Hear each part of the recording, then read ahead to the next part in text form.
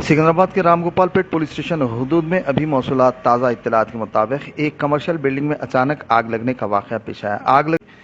इत्तला के साथ ही पुलिस और महकमे फायर के अमले ने फौरी मुकाम आतिशदगी पहुंच गए, आग पर काबू पाने की कोशिश की। आग इस कदर भयानक थी कि धुआं और आग के शोले तकरीबन 12 किलोमीटर दूर से अलानिया नजर आ रहे थे। आग की शिद्दत के पेश नज़र मजीद 3 फायर इंजनों को तलब कर लिया गया और आग पर काबू पाने की कोशिशें की जा रही।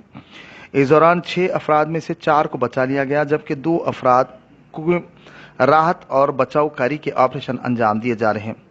आग लगने की वजह शॉर्ट सर्किट समझी जा रही है, ताहम इसकी तस्दीक नहीं हो पाई। महकमे फायर की जानिब से आग पर काबू पाने के लिए बड़े पैमाने पर ऑपरेशन जारी है।